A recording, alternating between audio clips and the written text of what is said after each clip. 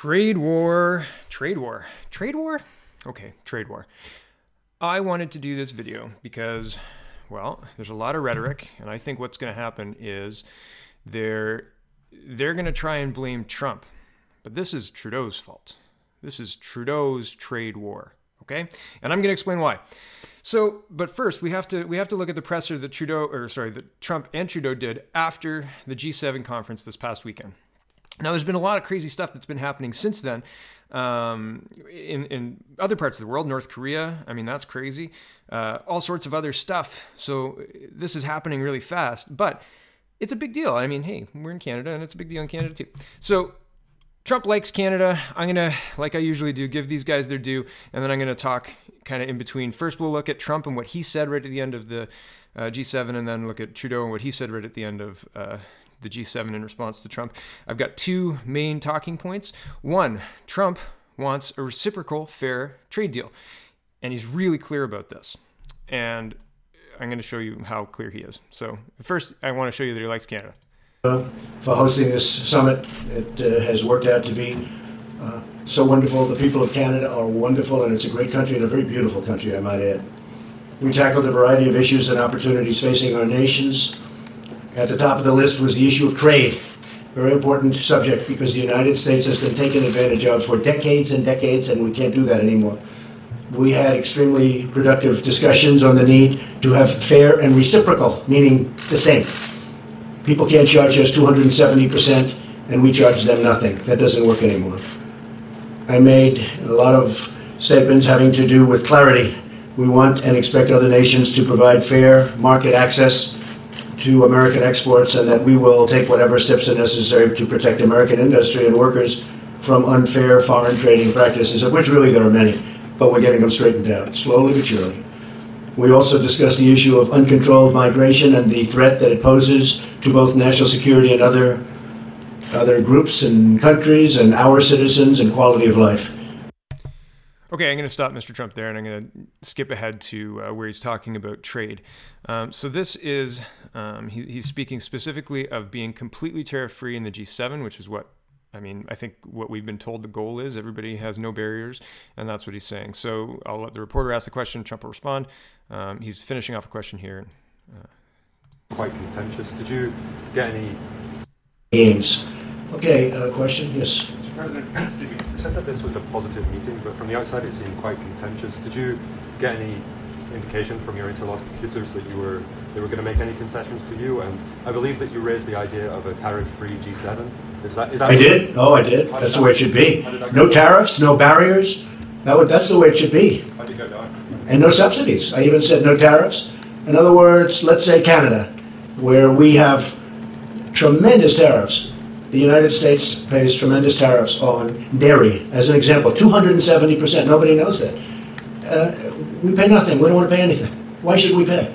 We have to, ultimately, that's what you want. You want a tariff-free, you want no barriers, and you want no subsidies, because you have some cases where countries are subsidizing industries, and that's not fair. So you go tariff-free, you go barrier-free, you go subsidy-free. That's the way you learned at the Wharton School of Finance. I mean, that would be the ultimate thing. Now, whether or not that works, but I did suggest it. And people were, I guess they're going to go back.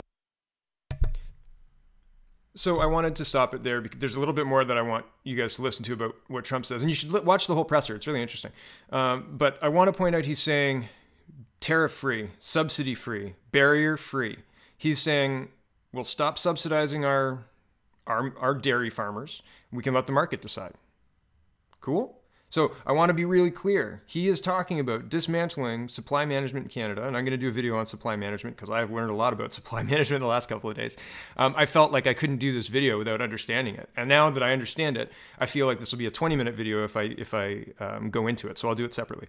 But he's talking about dismantling the supply management. So he's saying subsidy-free. I won't subsidize my guys if you guys don't subsidize yours. Let's let the market decide. Well, okay, I'd still buy Canadian milk if there was an American milk with a hormone in it beside the Canadian milk in the grocery store. So, but I understand that dismantling the supply management is a big deal. But he's not saying he wants to dump. He's not saying he wants to dump his product into our market, although that's what a lot of people are hearing. Yeah, that's not what he's saying. He's saying very clearly, no subsidy, no tariff, no barrier. Okay? So The idea that he's trying to dump dairy into Canada is fake news. That's right, fake news. Okay, one more minute of Trump here, because this is important. So this is what he's saying is, let's do free trade, real free trade, and so that's the carrot. Here's the stick. To the drawing board and check it out, right? But we can't have an example where we're paying, the United States is paying 270%. Just can't have it. And when they send things into us, you don't have that. I will say it was not contentious. What was strong was the language that this cannot go on. But the relationships are very good, whether it be President Macron or with Justin. Justin did a really good job. I think the relationships were outstanding. But because of the fact that the United States leaders of the past didn't do a good job on trade, and again, I'm not blaming countries, I'm blaming our people that represented our past. It's going to change. It's going to change. I mean, it's not a question of, I hope it changes. It's going to change 100%. And tariffs are going to come way down because people cannot continue to do that. We're like the piggy bank that everybody's robbing, and that ends. And that ends. Trump is being very plain here. This is not, like, he is not mincing words. There's absolutely no mistaking what he's talking about and why. And I agree with him at this point in time. So here's the other stick, and then we'll go over to Justin, and we'll hear what he has to say. You can't do that. And so we are talking to many countries. We're talking to all countries, and it's going to stop. Or we'll stop trading with them. And that's a very profitable answer if we have to do it. Yes, sir. Thank you, Mr. President. Or we'll stop trading with them. Okay. Is our milk subsidy worth all of that? Do you want to stop trading with the United States? Is Justin Little Potato Trudeau doing the right job here? Is he taking the right approach? I'm not sure. In fact, I'm sure that he's not. Mr. Trump is being very plain. Or we'll stop trading with them. So at 12 minutes. Okay, and now here is Mr. Trudeau's very clear response on this.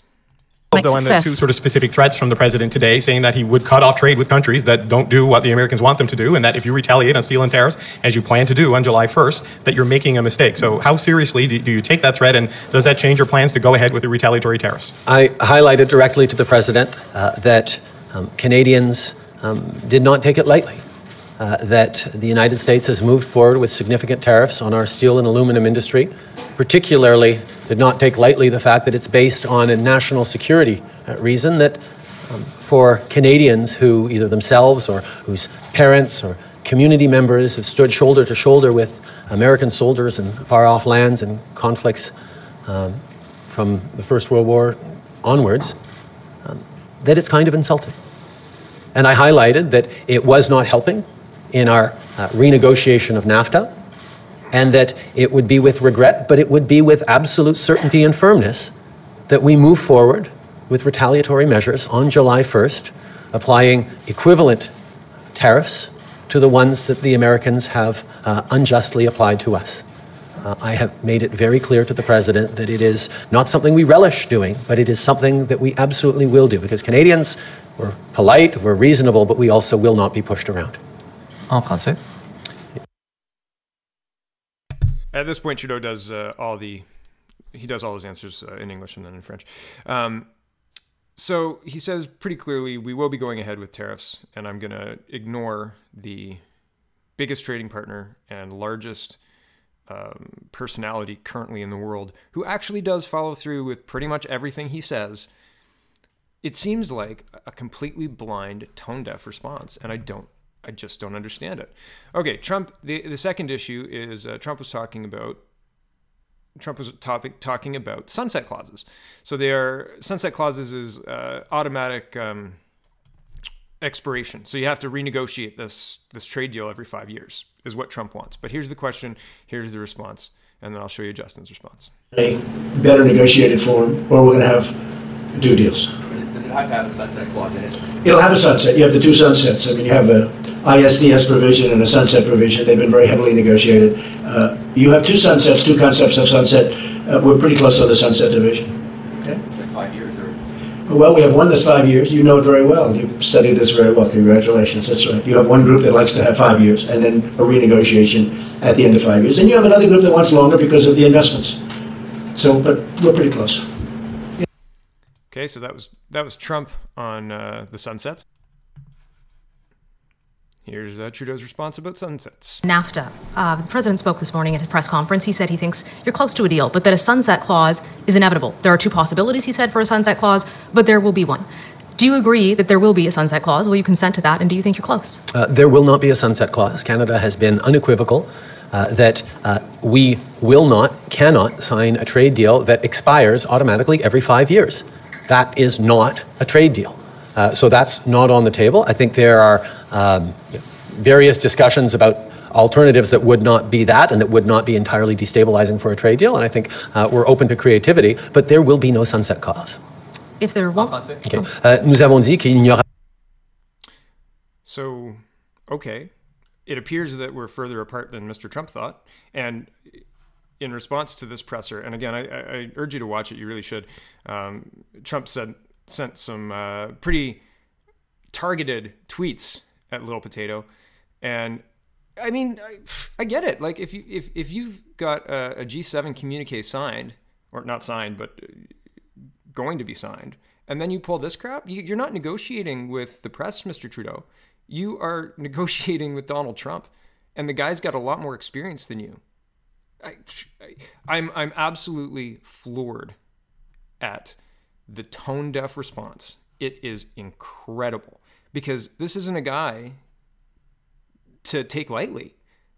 This is a guy who has stared down every legitimate threat with steely resolve and come out on top, despite everybody thinking that he was going to lose. So, I mean, listen to the man. Here, and one more. Question on trade. You just said that you think that the tariffs are actually going to come down, but it does appear that these various countries are moving forward with retaliatory tariffs on the U.S. Did you get any concessions or any agreements with any of these countries not to move forward with those tariffs, and are you willing to not move forward? Well, if they retaliate, they're making a mistake, because you see, we have a tremendous trade imbalance. So when we try and bring our piece up a little bit so that it's not so bad, and then they go up, right? The difference is they do so much more business with us than we do with them, that we can't lose that. You understand? We can't lose it. And as an example, with one country, we have 375 billion in trade deficits. We can't lose. You could make the case that they lost years ago. But when you're down 375 billion, you can't lose. And we have to bring them up. So when you're down 375 billion, you can't lose. Yeah, he's not wrong. But I will blame them if they don't act smart and do what they have to do, because they have no choice. I'll be honest with you, they have no choice. They're either going to make the trades fair, because our farmers have been hurt. You look at our farmers, for 15 years, the graph is going just like this, down. Our farmers have been hurt, our workers have been hurt, our companies have moved out and moved to Mexico and other countries, including Canada. Now, we're going to fix that situation. And if it's not fixed, we're not going to deal with these countries. But the relationship that I've had is great, so you can tell that to your face. So, I can't stress this enough. Please, Justin, take seriously the man who has said 3 times in this press conference, if you do this, we'll just stop trade. Because that's pretty straightforward, pretty clear, and I don't think he's mincing words, man. I don't think he's bluffing. Because why? He doesn't need Canada. All that will happen is his manufacturing sector kickstarts because Canada's not sending in our goods anymore. And what happens to our goods? Is the government going to buy it? Well, taxpayers just bought the KM pipeline for $4.6 billion, $4.1 billion, or 3.6 US. Man, listen to Mr. Trump. We don't have a choice. Make a deal or step down and find somebody who is willing to make the deal. Trudeau's trade war is going to end poorly for Canada.